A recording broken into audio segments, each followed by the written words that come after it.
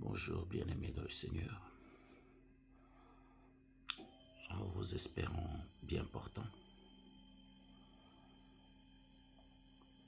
je vous dis bonjour et bénis cette journée en Jésus-Christ.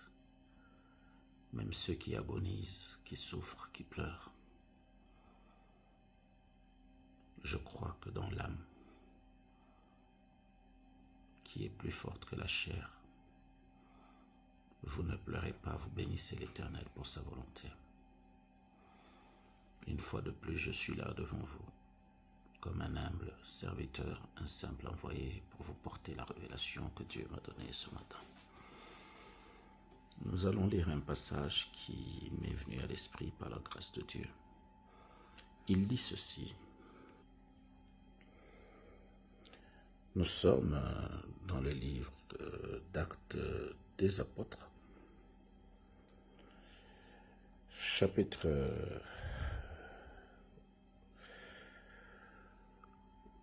le livre d'Actes des Apôtres, mon Dieu,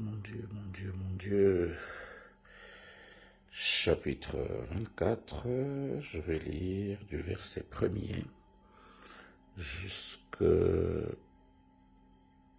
4e. Les Saintes Écritures disent ceci. 5 jours après, arriva le souverain sacrificateur Ananias, avec des anciens et un orateur nommé Tertulle. Ils portèrent plainte au gouverneur contre Paul.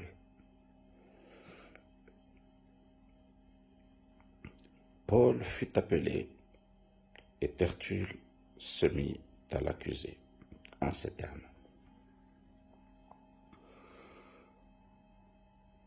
Très excellent Félix, tu nous fais jouir d'une paix profonde. Et cette nation a obtenu des salutaires réformes par tes soins prévoyants. C'est ce que nous reconnaissons en tout et partout avec une entière gratitude. Mais, pour ne pas te retenir davantage, je te prie d'écouter dans la bonté ce que nous avons à te dire en peu de mots. Si vous permettez, je peux aller jusqu'au verset 5. Nous avons trouvé cet homme qui est une peste, qui excite des divisions parmi tous les Juifs du monde et qui est chef de la secte de Nazareth. C'était la parole du Seigneur. Bien-aimés dans le Seigneur, nous allons parler de ce petit passage selon la révélation que Dieu nous apporte aujourd'hui. Vous savez, la méchanceté du monde, elle ne pardonne pas. La dureté du cœur de l'homme est comme un roc. Le même Paul dont on parle ici a persécuté l'Église, a persécuté l'Évangile, a persécuté la parole de Dieu, a persécuté la loi de Dieu lorsqu'il se nommait Saul. Chacun de nous sait comment il est arrivé à craindre Dieu, à le témoigner. Parce que Dieu utilise les méchants d'hier pour confondre ceux qui restent méchants lorsque ces gens font du bien. Et le bien, au nom de Jésus-Christ, non pas le bien selon leur soif, selon leur plan et leur projet. Ici, un court message nous intéresse. Les gens qui accusent, généralement, ils croient avoir raison.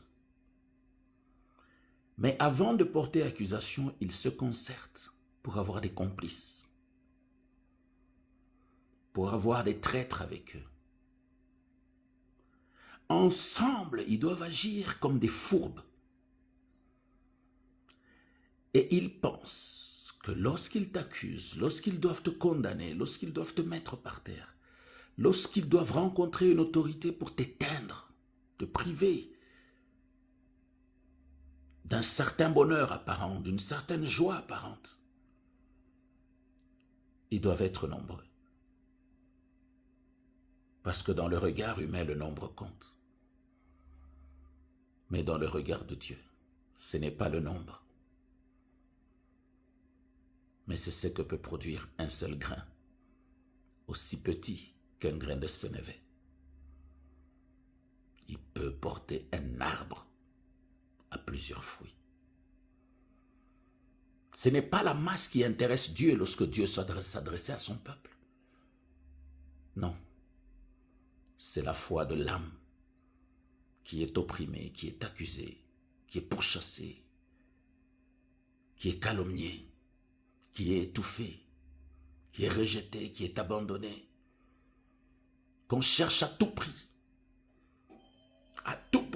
à faire disparaître. Mais vous qui cherchez à disparaître votre prochain, de qui tirez-vous le souffle de vie que vous avez? D'où trouvez-vous l'énergie que vous avez? Car Dieu dit de nous, les êtres humains, nous ne sommes qu'un souffle qui se lève le matin et qui s'éteint le soir. Qui est maître de son temps? Qui est souverain sur la vie? Dieu dit, tu t'en vas aujourd'hui, et lui il dit, Seigneur, moi je n'irai pas aujourd'hui. De toute façon, ça ne dépend pas de toi, j'irai demain. Aucun. Comme vous fabriquez des vélos et vous leur donnez une durée de vie, des téléphones, vous donnez une durée de vie, des télévisions, vous donnez une durée de vie, des frigos, des vêtements, avec un mode d'emploi. C'est comme ça que Dieu a donné une limite à notre existence.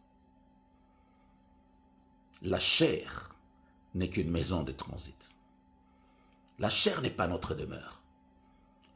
Parce que si la chair était notre demeure, nous, oui, nous ne sommes pas ce que les gens voient. Je ne suis pas celui que vous voyez, mais je suis celui que vous entendez. Parce que la parole est esprit. Je suis l'esprit de Dieu. Celui dont Dieu dit, avant que tu ne sois conçu dans les seins maternels, je t'ai connu. Lorsque tu as été conçu, je t'ai choisi. Et quand tu es né, je t'ai établi. Cet esprit n'a pas d'âge. Abraham, lorsqu'il regardait sa vieillesse, Abraham n'a pas regardé l'esprit. Tel l'esprit est entré dans son corps, tel l'esprit est quand il sortira. L'épave va vieillir parce qu'il a à supporter et les batailles et les victoires, et les échecs et les réussites.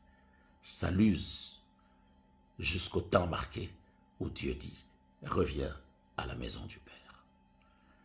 Quelque part, la Bible dit, on reconnaît les fils de la maison au soir. Il faut qu'on l'a même chanté dans une chanson. Parce que le soir, le fils revient à la maison de son père. Ça veut dire, quoi que vous fassiez, il a un temps qui est fixé, un temps marqué où vous retournerez. Alors, lorsque les méchants décident de nuire, vous comprenez que même ceux qui vous connaissent risquent de donner raison aux méchants. Parce que Dieu l'a permis. Et Dieu ne peut le permettre que lorsque vous devez passer à l'école, lorsque vous devez passer à la formation, lorsqu'il y a une nouvelle hauteur qui vous attend. Personne ne peut aller dans les hauteurs s'il n'a pas été préparé aux vents qui souffleront dans cette hauteur parce qu'ils sont plus grands. C'est pourquoi, entre chaque gloire, il y a un obstacle. Et ça, c'est à notre charge, ce n'est pas à charge de l'Éternel. Lui, il a dit, vous marcherez de gloire en gloire. C'est une assurance. Mais entre chaque gloire, il y a des obstacles qu'il faut surmonter. Vous fouillez les obstacles, vous voulez que ce soit facile. La vie chrétienne n'est pas facile. Pas du tout. Mais retenez qu'elle n'est pas impossible. C'est un choix.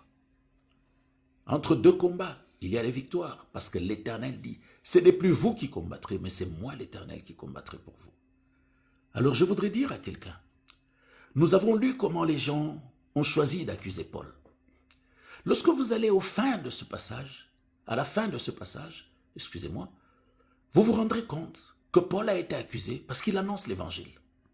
Ça veut dire Paul a été accusé et on cherche sa condamnation parce que Paul dit la vérité. Le monde ne supporte pas la vérité. Les méchants ne supportent pas la vérité. Les impudiques, les adultères, les envoûtés, les orgueilleux, les arrogants, les méchants, les surestimés, les envieux, toute cette race de vipères aime le mensonge des apparences et ils ne supportent pas la vérité. Même quand ils viennent vers vous pour dire la vérité, ils choisissent ce qu'ils veulent dire et ils gardent le reste. Mais ils oublient une chose, ceux vers qui ils vont vous accuser ont une partie de la vérité qu'eux n'ont pas. C'est pour ça que lorsqu'on t'accuse, ne crie pas, ne fouille pas, ne pleure pas. Cette accusation sera éteinte. Oui. Cette accusation finira. Il voit le gouverneur. L'Inde prend la parole. Il a beaucoup d'assurance. Mais au lieu d'accuser, qu'est-ce qu'il fait? Il cherche à toucher d'abord le cœur du juge ou de l'autorité qui doit prendre la décision. On vante ses œuvres. On vante son nom.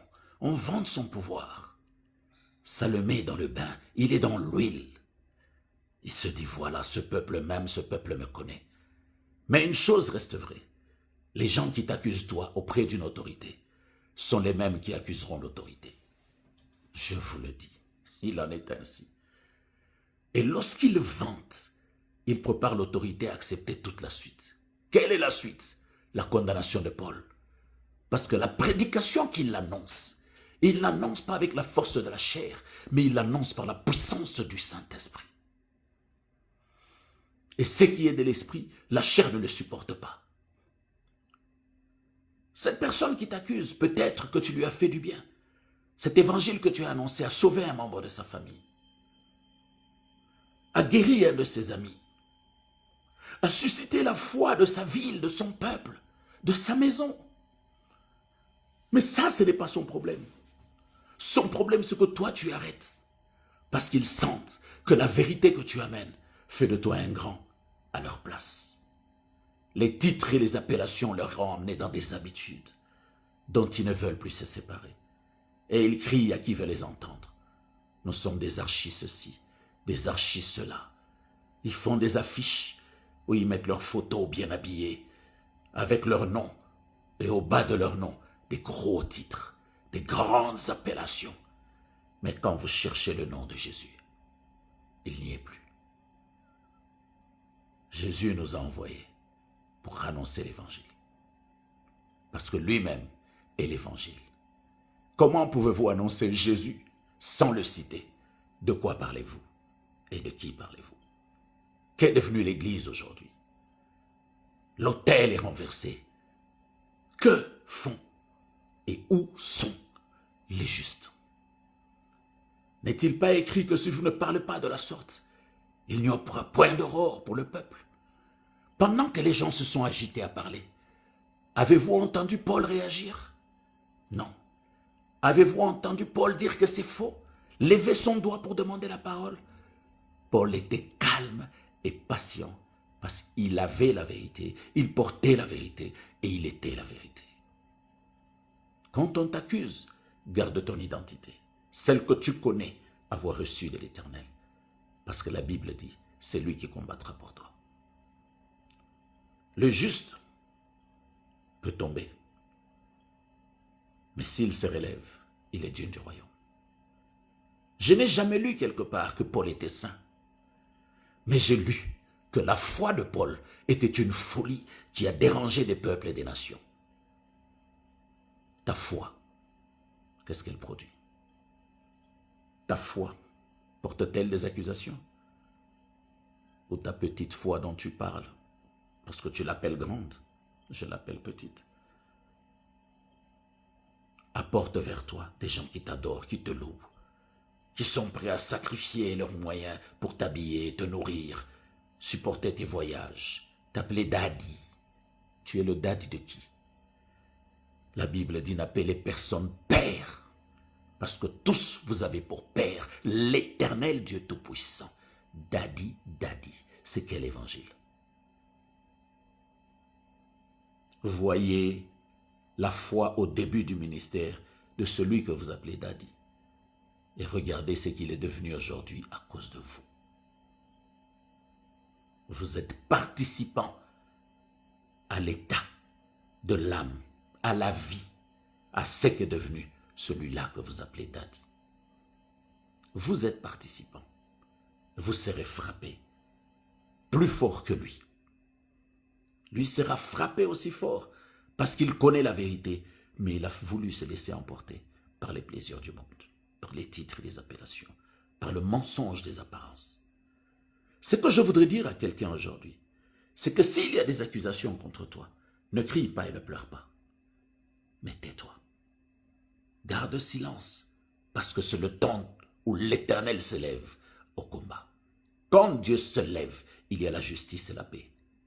Il y a la vérité et la confusion dans le camp de l'ennemi. Il y a une certaine assurance qui est en vous, parce que vous savez que quand bien même ils viendront par un chemin, Dieu les mettra en déroute par 7 chemins poussant des cris. Oui, je vais te donner une assurance par le Saint-Esprit. Qui t'a dit que ta prière n'est pas entendue? Évidemment, si tu fais la vraie prière. La prière, ce n'est pas dire à Dieu ce que tu subis. La prière, ce n'est pas dire à Dieu qu'on t'a accusé. La prière, ce n'est pas dire à Dieu que je suis nu. La prière, ce n'est pas dire à Dieu que tu souffres trop, que tu as faim. Non, Dieu le sait déjà. Mais ce que Dieu attend de toi, c'est que tu lui dises, Éternel, il est écrit. Ceux qui avaient faim, tu as dit aux disciples de leur donner eux-mêmes à manger. Et lorsqu'ils étaient face à leur conscience, parce qu'ils ont été égoïstes, toi-même tu as multiplié le pain et le poisson. Pourquoi aujourd'hui, moi je ne peux manger? Oh, Éternel, tu as dit dans ta parole, les oiseaux ne sèment ni ne moissonnent, mais toi tu les nourris, tu les loges, alors que nous valons plus qu'eux. De quoi nous plaignons-nous? C'est ça la prière. La prière, c'est rappeler à Dieu sa parole face à la situation que tu connais. Là, Dieu est instantané, il agit. Voilà pourquoi vous passez des années à crier, vous n'avez aucun signe. Dieu n'a demandé à personne d'aller crier dans une église. Et il appelle ça la prière. Non, quand vous criez, là on vous demande de crier. Vous sortez les secrets de votre vie. Et ce qui est triste, c'est que comment on peut demander aux gens de prier, mais les protocoles ne prient pas. Ils sont en train de faire les tours dans les couloirs là, pour entendre et écrire vos messages. Il les porte aux oreilles du dit homme de Dieu. Et celui-là les transforme en prophétie et vous tremblez demain. Mais c'est vous qui avez révélé votre vie. La prière est une intimité entre toi et Dieu. Et Jésus est le modèle. Chaque fois qu'il devait prier, il s'est retiré. Il était seul face au Père. C'est ça que Dieu nous recommande. Dieu dit même, lorsque tu seras seul dans l'intimité de ta chambre, si tu m'invoques, là, Dieu ajoute, là, alors je te répondrai, je te coûterai et je t'exaucerai. Là, il va même plus loin. Si tu viens dans ma présence et que tu te souviennes que tu as un problème avec quelqu'un, arrête, va d'abord réparer. Lorsque tu auras réparé, si tu reviens, là, je t'écouterai et je t'exaucerai. Toi qui dis que ça fait des années que tu pries, quelle est ta vie? As-tu été écouté? As-tu été exaucé? Es-tu allé réparer? Qu'as-tu fait?